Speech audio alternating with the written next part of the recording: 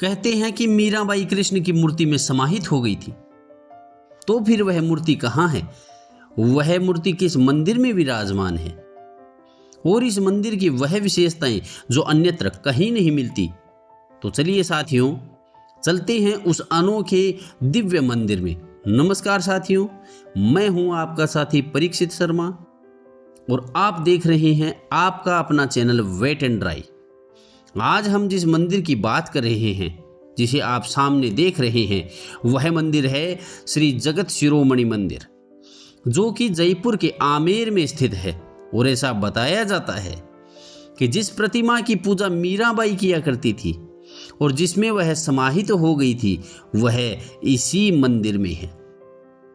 इस मंदिर का निर्माण महाराजा मान सिंह की पत्नी रानी कनकावती ने अपने पुत्र जगत सिंह की याद में करवाया था। जगत सिंह की मृत्यु 14 वर्ष की अल्पायु में ही हो गई थी।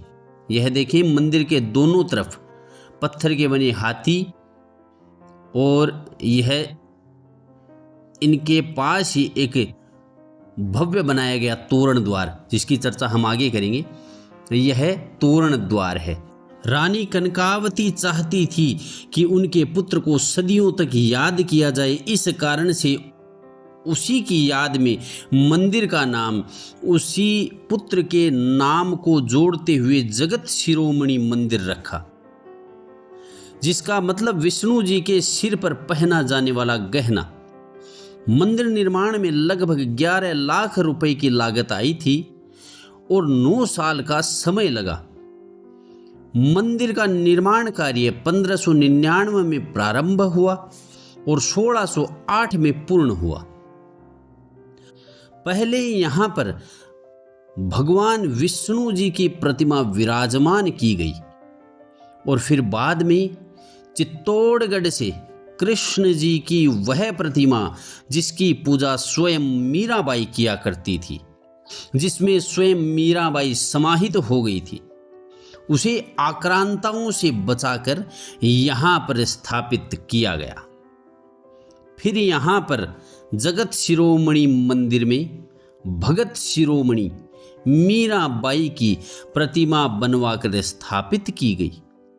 तब राजा मान सिंह ने मीराबाई को अपनी बहन रूप माना एवं श्री कृष्ण को अपना बहनोई, और उन्होंने यहाँ पर उनका विवाह भी करवाया और 80,000 की लागत का एक बहुत ही भव्य, जिसे हमने अभी देखा था, वह भव्य तोरण द्वार बनवाया, जहां पर श्री कृष्ण जी ने तोरण भी मारा था। यह देखें, यह मुख्य मंदिर का जो मुख्य गर्भगृह है वह है।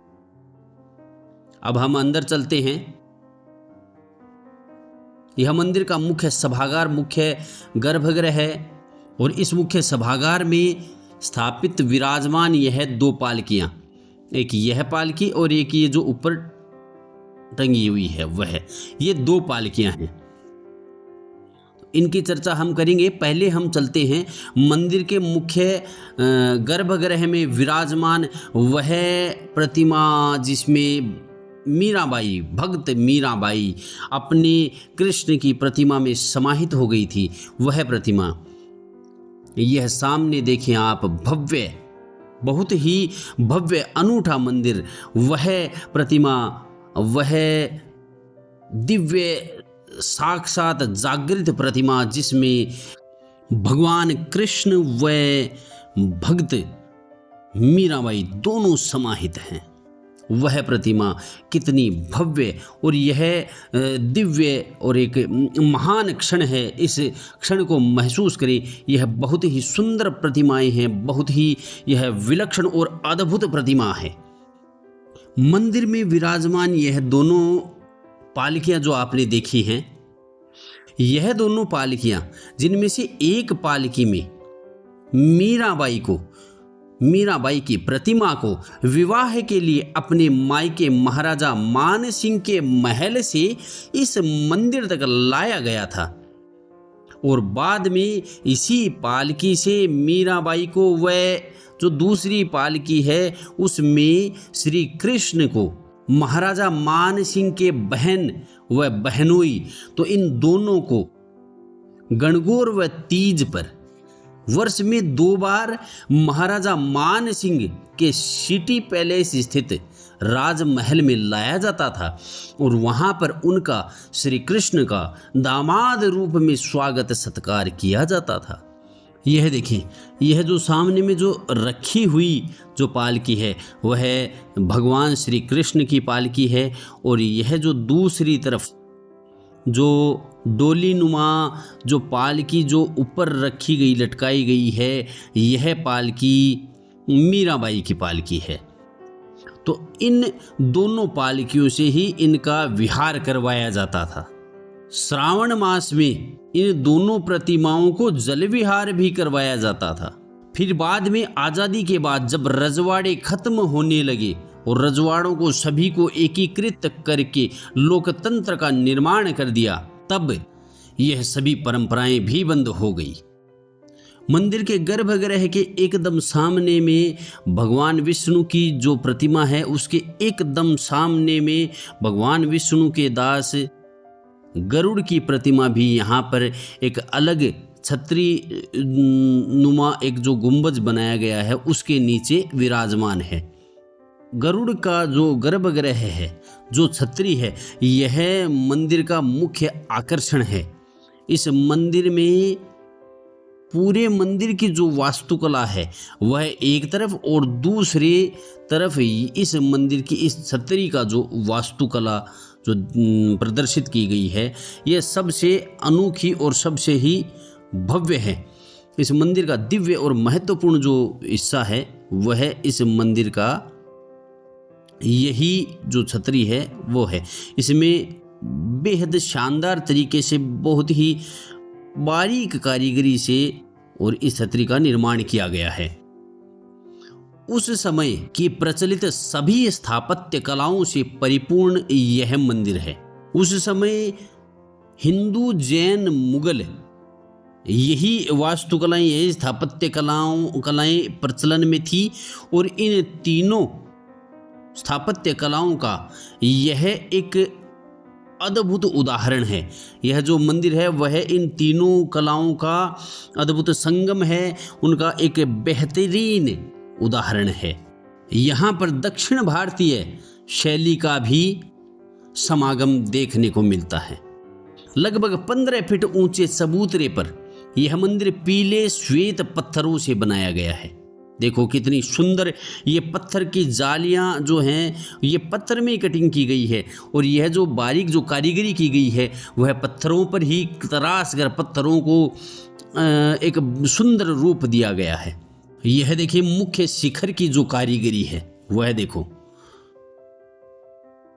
कितना सुंदर तराशा गया है, कितनी बारीक कारीगरी है। यह कितना सुंदर और भव्य मंदिर बनवाया गया है। उस समय जो आज भी वैसा का वैसा ही वही स्वरूप, उसी स्वरूप में यह विराजमान है। तो साथियों, अब हम जानते हैं मंदिर की ऐसी विशेषताएं। इस मंदिर की कई ऐसी खूबियां हैं, कई ऐसी विशेषताएं हैं जो इस मंदिर को अन्य मंदिरों से अलग बनाती हैं, जो कि इस प्रकार हैं।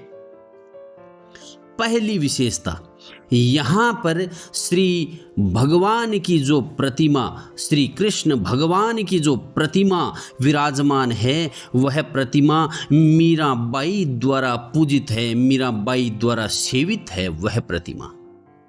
एवं जिस प्रतिमा में मीराबाई समा गई थी, समाहित हो गई थी, वह प्रतिमा यहीं पर विराजमान है। हालांकि इसमें इतिहासकारों के अलग अलग मत हैं।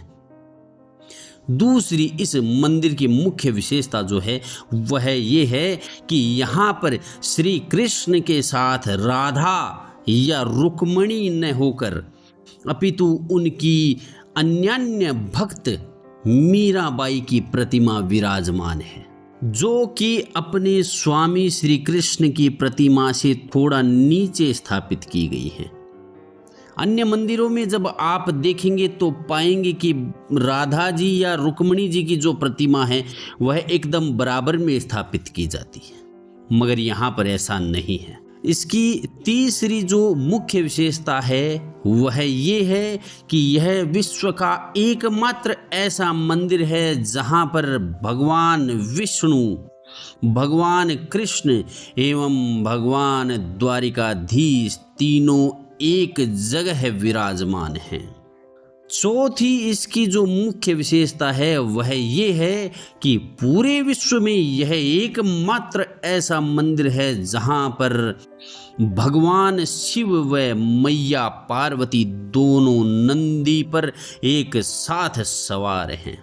पांचवी इस मंदिर की जो मुख्य विशेषता है वह ये है कि हर कृष्ण मंदिर में भगवान कृष्ण की जो प्रतिमा है उसमें बांकपन होता है, मगर यहाँ पर यह प्रतिमा एकदम सीधी है, केवल पांव में थोड़ा बांकपन है। ऐसी और भी कई दिव्य और मुख्य विशेषताओं को यह मंदिर अपने आप में संजोकर अपने आप में समेट कर बैठा है। धन्यवाद साथियों।